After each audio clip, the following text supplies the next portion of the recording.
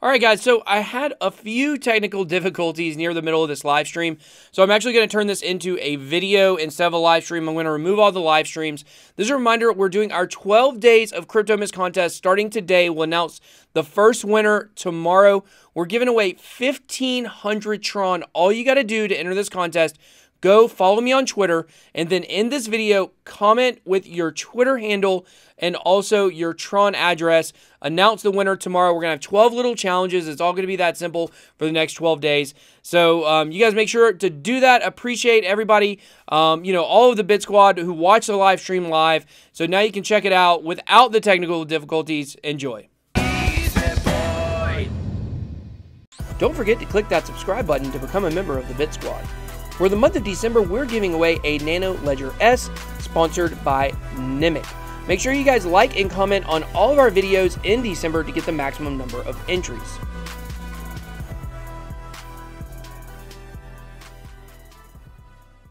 All right, we are good to go now. Sorry, guys, about that problem. I just got a new computer.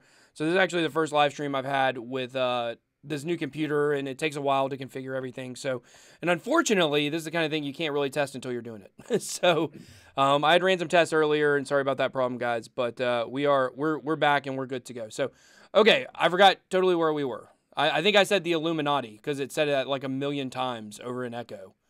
So I was talking about how basically people think that there is some kind of conspiracy. Or not necessarily conspiracy, but combined with the financial bankers and stuff like that to where, they won't allow crypto to be successful. They have too much money. And in my mind, that can't be true. We've seen this before in the world with different empires. And yes, we have a digital nature to what's going on right now that they didn't have necessarily back then. But that's actually the advantage for the people because it's a free-flowing wealth of information. That's what the internet is. And so, the internet is really comparable to, if you go back to the printing press when that was created, that helped, overthrow the Catholic Church. And that was the most powerful entity on earth at the time. And if they would have fast forward to now, they would be blown away to see how little power the Catholic Church actually has. And right now, the financial markets are really in control, or the financial players are in control of the world, kind of in that same way. And I think if we fast forward 100 years, the world's going to look totally different. So, I do think we're on the edge of a revolution when it comes to cryptocurrency. What do you think about that? I'd like to hope that you're right. I mean, the whole reason for revolution is really born out of the fact that too few have too much power, right? And then the masses get pissed off, and then there's an uprising. I think for it to actually take hold, we need to develop further. And I think everyone in the space is anyone who's in the space who's reading and keeping their ear to the floor. And you and I are pretty fortunate, mate, that we get to talk to it's pretty, definitely people smarter than I that are building products and building things in this space. I got to speak to Joseph Leben. Some of the stuff that he's doing, like a consensus. I know they're laying off staff and that's it's understandable right now, but yeah, like it's just amazing to think that somebody like that is in this space still, head to the ground, grinding really hard. There's some really wonderful geniuses in this space right now, and we need to see it in the hands of the people. It's more than a speculative asset class. So if we can really use it, I mean, look, in Africa, for example, they use their phone credit to send, they use it as a currency, right? In China, WeChat's for everything. If we could get the rest of the world into some sort of dialogue together, obviously the internet can allow that, where we can trade within each other, cutting at that middleman, then we've really got the basis for that revolution. I know I literally just explained how Bitcoin works. But what I mean is rather than peer-to-peer, peer-to-business, I want to be able to buy whatever I want with the crypto assets that I hold. It doesn't need to be, using Tron to buy apples. If there's a currency, if Bitcoin is a currency that people accept, Dash, Monero, whatever it may be, that's okay. I don't mind which one it is, but that's, I think, how we're really going to take this revolution to the next level, really, or create one, if you will, by actually being able to use it. So what are your thoughts on, there's a lot of people out there, we've even had some people in the chat talking, Bitcoin maximalists, saying that Bitcoin's the only one that will be around. What are your thoughts on that?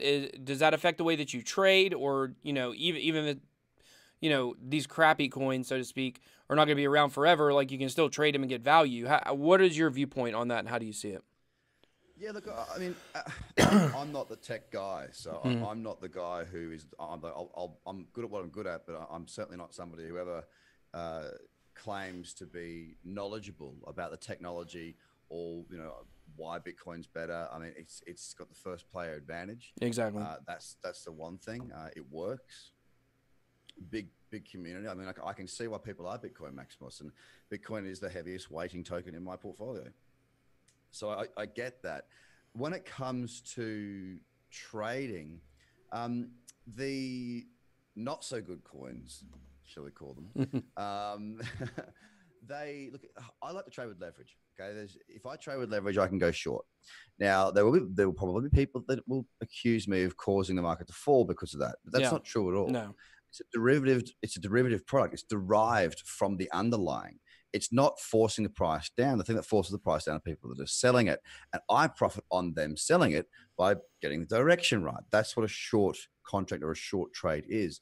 So as long as it's got leverage, I mean, look, I tend to stick to the top 10. I mean, if you look at the leading crypto exchange out there, it's probably Bitfinex. They've got a good number of margin trading pairs. I don't trade them all because some of them don't have enough volume really, and you get a bit too much slippage.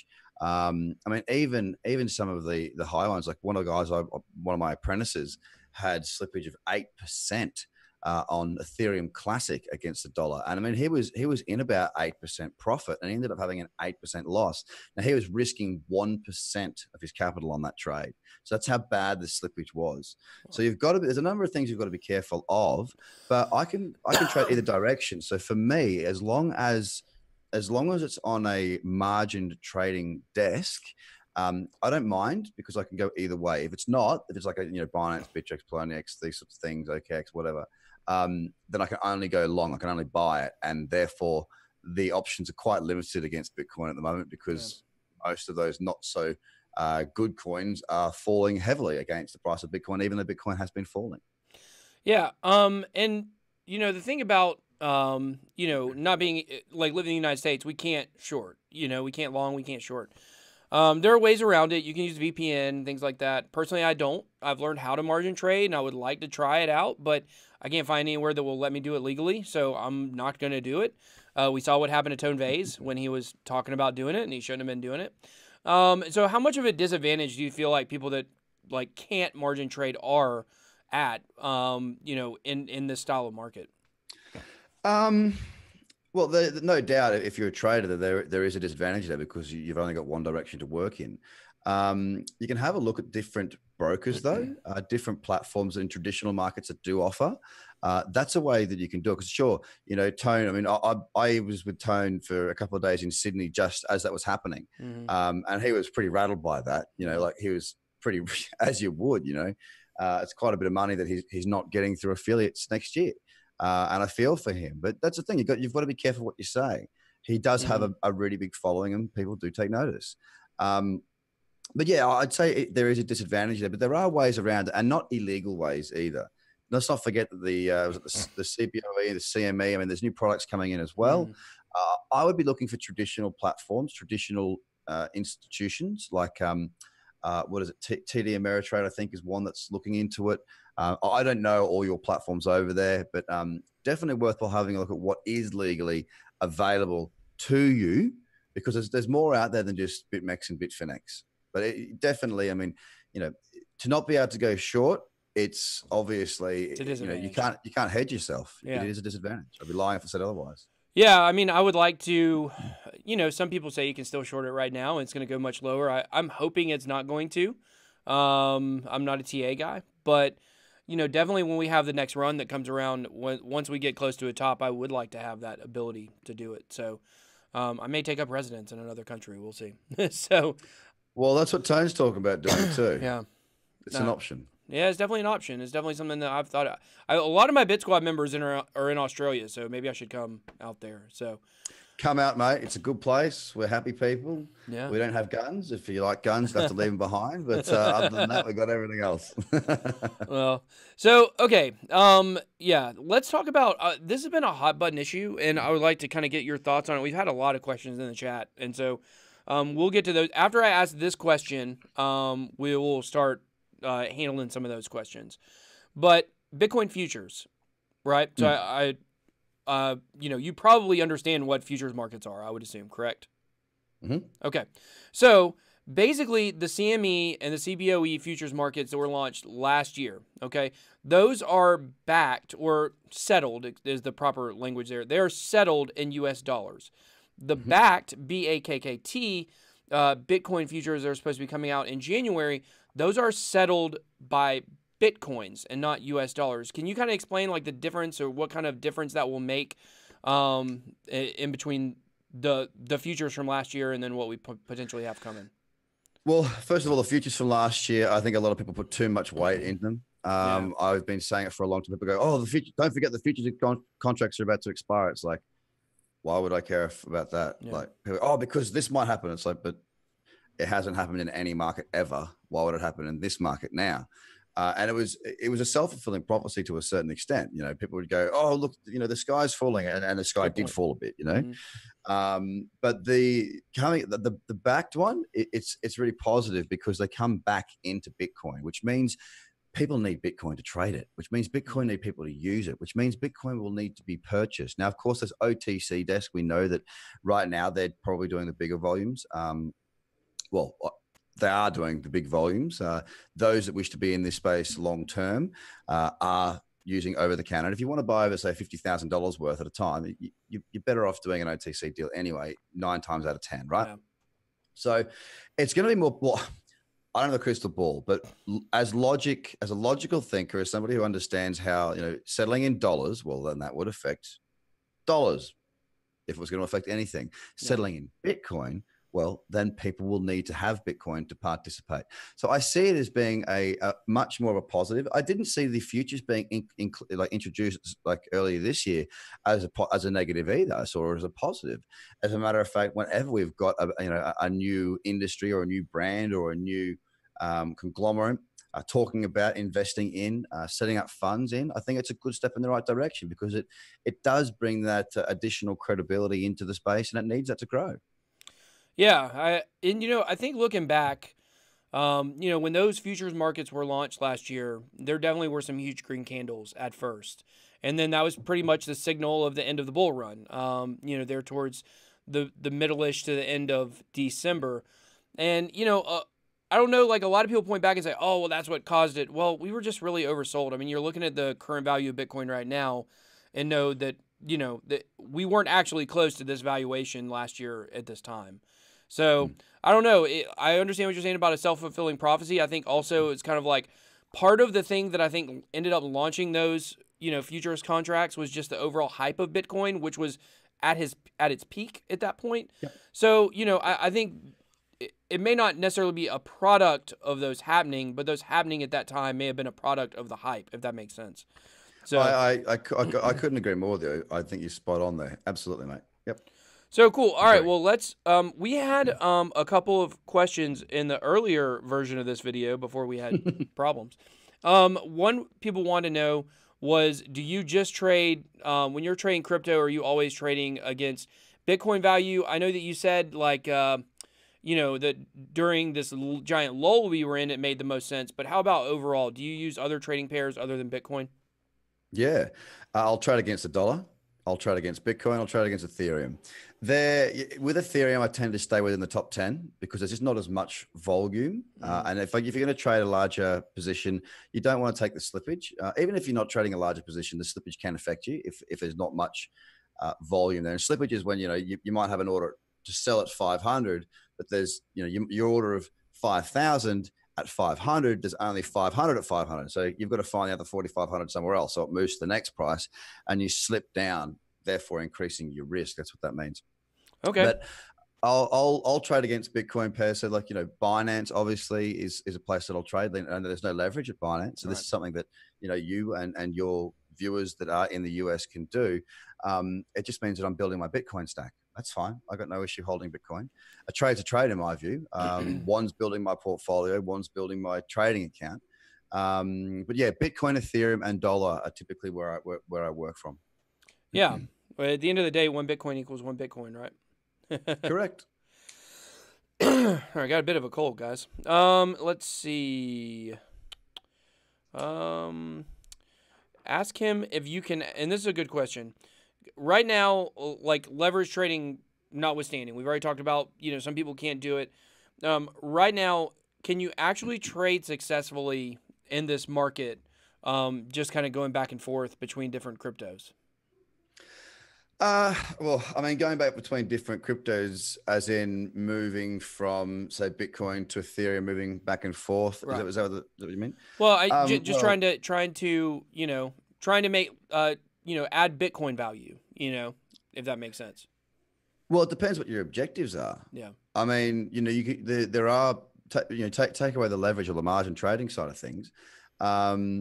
If your objective is to make money, then you can, if you trade, say, Ven against Bitcoin, and your Ven value goes up, and therefore you've got more Bitcoin. And if you wanted to settle that into US dollars, well, you can go skip back to Bitcoin, skip back to USD, skip into your bank account, and there you've made a profit. If your objective is to build a Bitcoin stack and to grow more Bitcoin, then of course, the thing is, people look at it and go, oh, I only made 0.2 of a Bitcoin on that trade. It's like, yeah, but 0.2 of Bitcoin now is like, a couple of $100 or $600 or whatever it is. But, in this time last year, that was a couple of $1,000. That was like $4,000. So you've got to have a plan. So one of the things that I say, and many traders say, is plan your trade and trade your plan. If you know the objective that you're chasing after, or chasing after is probably the wrong word. You want your objective to come to you. It makes it much easier. But you just need to know what you're doing, and you need to have a plan. If you've got that plan, then it's much easier to go out there and execute within a market. If you're just sort of drawing lines everywhere and clicking buttons and hoping for the best, you're going to lose money. And what would you say to people like me? Like, I don't have time to do TA. Like, I'm busy making videos. I kind of had to like pick my niche. Like, I'm gonna do news. Yeah. I'm going to talk about different projects, but I don't have time to get into mining. I don't have time to get into trading. It's just, well, I can trade based on other people's calls, but I don't have the time to really get it into the TA myself. So what would you say to somebody that's like in my position that, you may not necessarily have the time to really dig in? Are there certain people you look to? Is there a way people can follow your signals? What do you kind of suggest for somebody like that? Honestly, dabblers don't do well. Gotcha. So don't dabble, right? That's the God honest truth. If you haven't got the time, and you're certain you haven't got the time, then you haven't got the time. Yeah. It just is what it is. If you've got the ability to trade windows, so what I say trading windows is, you might go, look, I've got an hour and a half between this time and this time. That's all I've got to dedicate. Then you've just got to become very effective as to how you operate within that hour.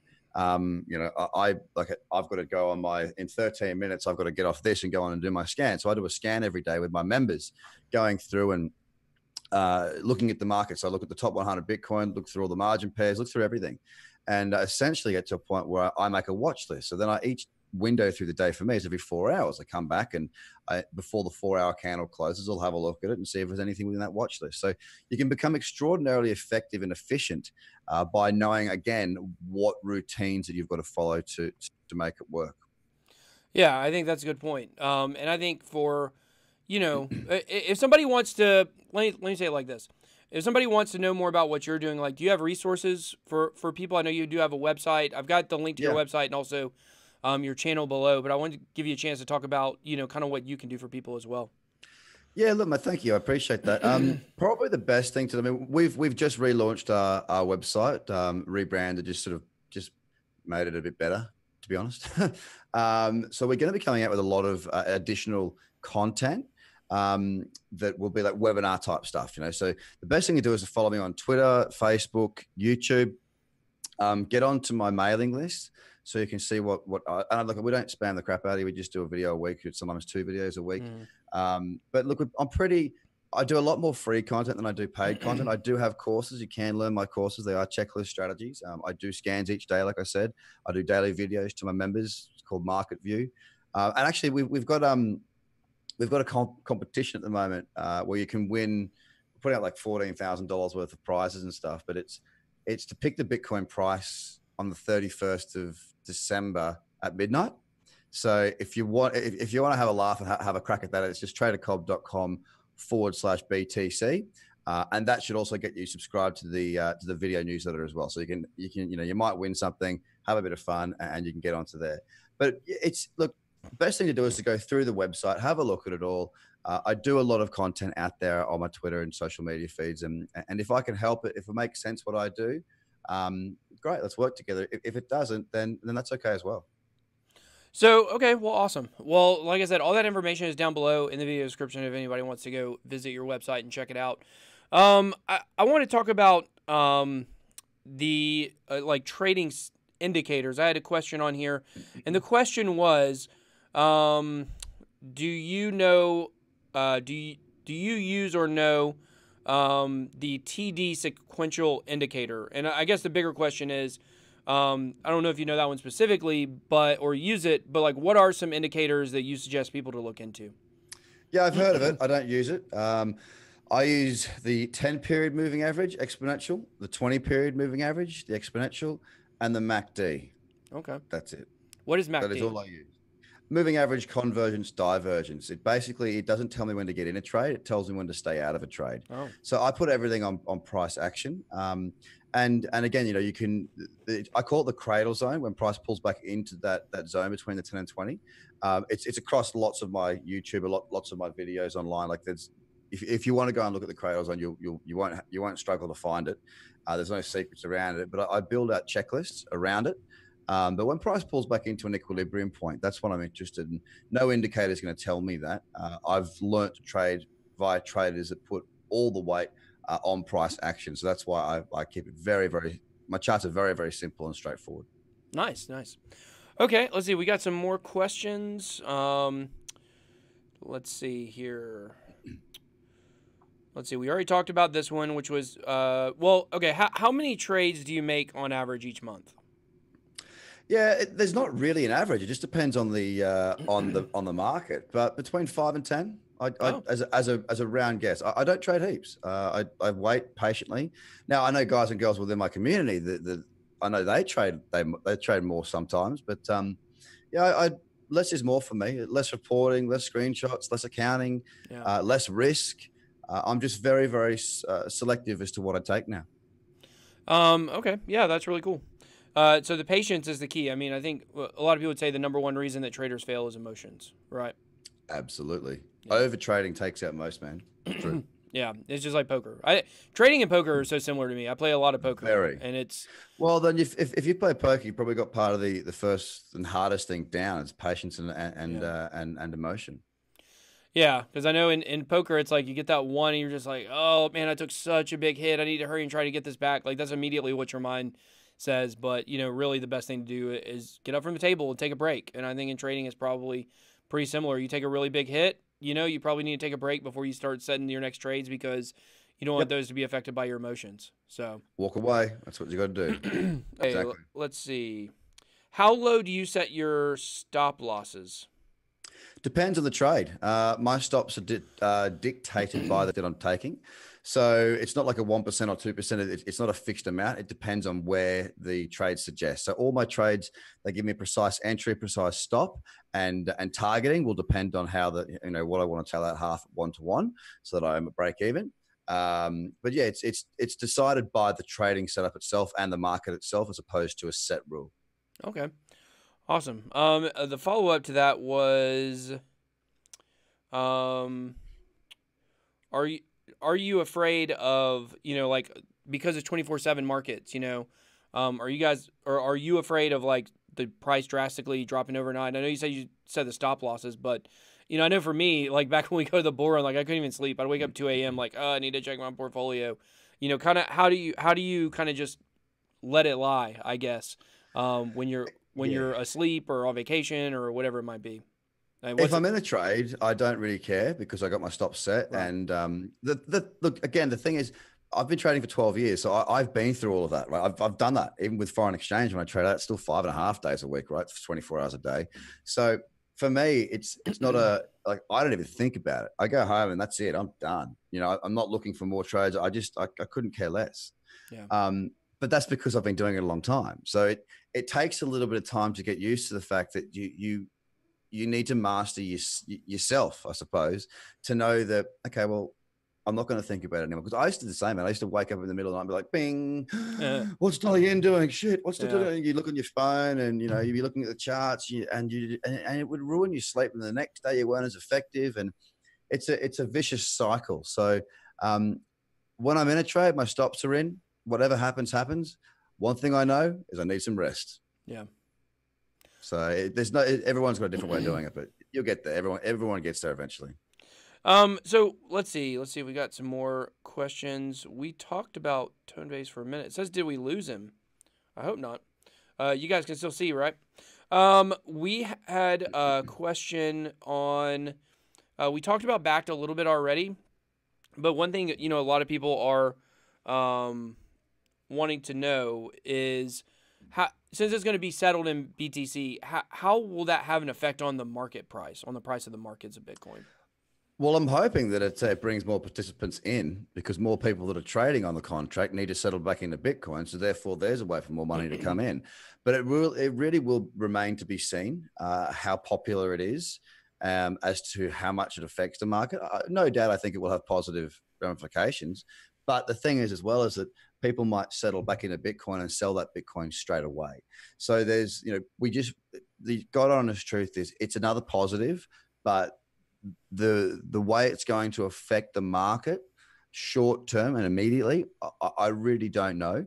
If you consider last year, you know, Charlie Lee could do a burp and the market would shoot up $100. You know what I mean? Like it was ridiculous. Nowadays, like the sort of news that we've had coming out this year, there's been a lot of positive news, but there haven't been as many people coming to the market. So therefore it's not, you know, it was just silly last year.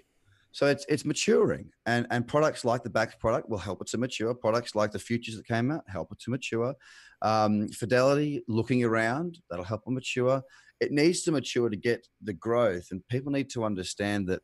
Look at people they're like, oh, look, it's a world for everybody. It's this utopian thought process, yada yada yada. Oh, the bankers are coming. Go away, bankers. It's like, well, hang on. You want their institutional money because you want to make money. You want your Bitcoin to be worth more, but you don't want that. People need to wake up to some of their thought patterns sometimes and realize that this is a positive for the space. It needs to develop, it needs to grow, and they're giving us opportunities. Well, they're not giving us opportunities. They're creating opportunities for themselves, in turn helping us at the same time. But we'll have to see the short, medium, and long-term effect of it. Every little chip away is good, in my opinion. Yeah, no, I definitely think anything that brings more people in is good, right? That's what we want. So, well, cool. Well, thank you so much for doing this stream with us. So we had some technical difficulties in the middle, so I apologize about that and appreciate you sticking with us through that. But what I'm going to do is I'm actually going to end up removing all of these streams. I'm going to put it together in one video, and then I'm going to post it as a video a little bit later. So I'm going to do that today, guys. So you guys, if you want to enter our 12 Days of Cryptomas contest, that's going to be on our video that I'm going to post here in a little bit. So you guys make sure to, even though you've been watching the stream, to make sure to go on there and get your entry by following me on Twitter. So I'll post that video hopefully within the hour. So you guys be on the lookout for that. Thank you again. Tell them one more time where they can find you at. www.tradercobb.com, and all you have to do is put in /BTC to go into that competition to try and guess the price of Bitcoin.